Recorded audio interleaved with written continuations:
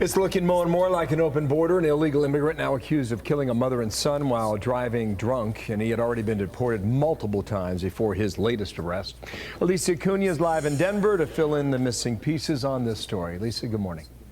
Hi, good morning, Bill. Four times, ICE officials tell Fox News they deported the suspect, Jose Menevar. And if convicted in this deadly crash, it will be his sixth DUI. In a bond hearing yesterday, the judge agreed to a $250,000 cash bond. Witnesses say Menevar was driving about 100 miles an hour when he slammed into the car Melissa Powell and her 16-year-old son Reardon were driving. Menevar is charged with killing them both. Toxicology results show his blood alcohol level was 3 times the legal limit. ICE tells Fox Menevar is from El Salvador and was first removed from this country in 2009. When in the U.S., he has been in and out of jail. Bill, listen to this. 4 days before the deadly accident, he pled guilty to a previous DUI offense. Oh, my God. According to court documents, Boulder County Judge Zachary Malkinson sentenced him to probation and work release, even as prosecutors requested a year in jail. In a statement to Fox News, the DA's office says the prosecutor correctly believed the defendant was a danger to the community. Instead, the judge ordered 365 days of work release. The court allowed the defendant to wait out of custody for a bed in the work release program over our office's objection. ICE tells Fox News their records show, quote, the subject has been previously removed and has no regard for immigration law. As part of its routine operations, ICE targets and arrests non-citizens who commit crimes and other individuals who have violated our nation's immigration laws. And Bill, look at this. This is the Colorado Bureau of Investigation's list of Menevar's appearances and his arrests. In addition to DUIs, reckless driving, there's child abuse and domestic violence, and of course, failure to appear in court. Wow. He is next scheduled to appear in court on March 12th. Wow. We will be following this. This is the kind of story that makes your blood boil. Not just because of the tragedy, but because it was entirely preventable. A mother and son are dead. The man accused of killing them had been deported 4 times, and he is an illegal immigrant that has racked up a criminal record as long as your arm. And yet, he is still here, still driving drunk, still free to destroy lives. This isn't bad luck. This is bad policy. And let's not forget what we heard in the video. The judge's role in this. The prosecutor said a year in jail. The judge said work release. Why is an illegal immigrant working in the country?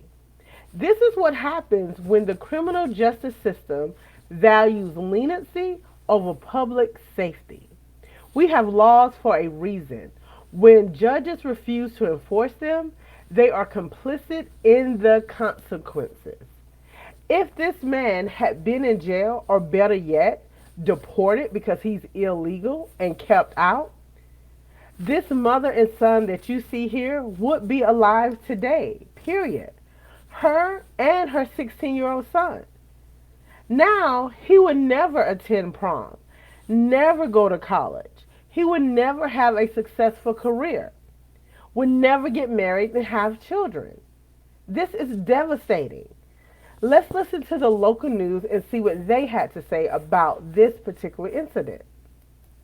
To tell you about this deadly crash involving a suspected drunk driver. This happened on December 12th at the intersection of Main Street and Miramonte Boulevard, right behind Broomfield High School.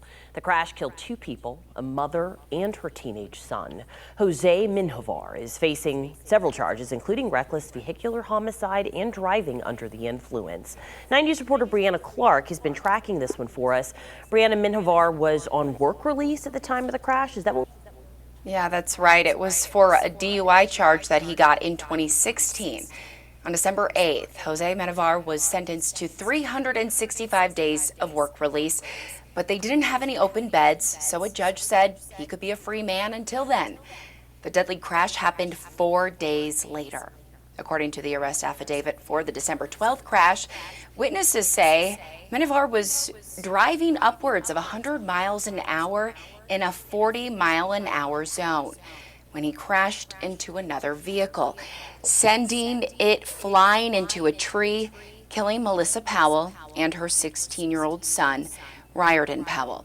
When officers looked inside Menivar's pickup truck, they found empty beer cans and said it reeked of alcohol. During his DUI sentencing on the 8th, prosecutors wanted him to serve jail time, saying that he was a danger to the community. But they were overruled. The judge saying Menivar's already served 100 days in jail and remained sober when he got out. He's an illegal immigrant. DUI cases every year. And some of those result in fatalities, and they're absolutely tragic. And you and your viewers should ask the question of, what can we do to avoid these things? And certainly the justice system has to play a role in that. Do we think the justice system failed the Powell family, the victim's family, in this case? Absolutely. I certainly think that's a legitimate and valid question. I will just continue to tell you that I believe that us asking for 1 year in jail was the absolute right thing to do at that time, given the danger he presented to the community. Yes. According to the affidavit, at the time of the deadly crash, Menivar's blood alcohol level was 0.249. That is 3 times the legal limit. He was also driving with a revoked license. It is so hard for a family to have to deal with anything like this, but then you add in the fact that this is a preventable accident. That's a hard one. It is hard. We reached out to some of the family members today. As you can imagine, they were not ready to talk about the case. It is still extremely tragic. Yeah, understandably so. We're thinking about them tonight for sure. And here again, so what is the problem here? This tragedy is a direct result of sanctuary city policies. These laws tell local police don't work with ICE, don't share information about illegal immigrants in custody, don't hold them for pickup. In other words, let them go, no matter what they've done. We're not talking about peaceful people just trying to make a living, although illegal immigrants should not be in America. We're talking about a repeat offender with a record of violence, DUIs, and complete disregard for the law. But in sanctuary cities, immigration status is treated like it's off limits. And because of that, this man was able to stay here long enough to kill 2 innocent Americans. So this isn't an isolated case. We've seen it in California, New York, Chicago. Sanctuary policies protecting people who have no legal right to be here, and a history of breaking the law. And every time it's the law-abiding citizens who pay the price. If we keep ignoring ICE detainers, if we keep prioritizing political talking points over public safety, we're going to keep seeing more funerals for crimes that never should happen.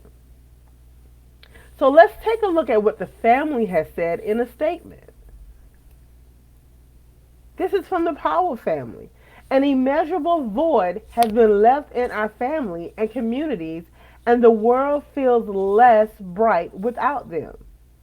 This is Kim Powell, Melissa's sister-in-law, made this statement. And again, all we can say is this is preventable.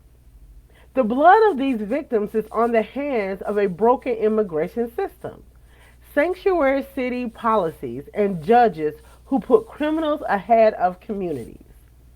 If we want to stop these tragedies, we need to end sanctuary policies, cities, enforce immigration laws, and hold our justice system accountable.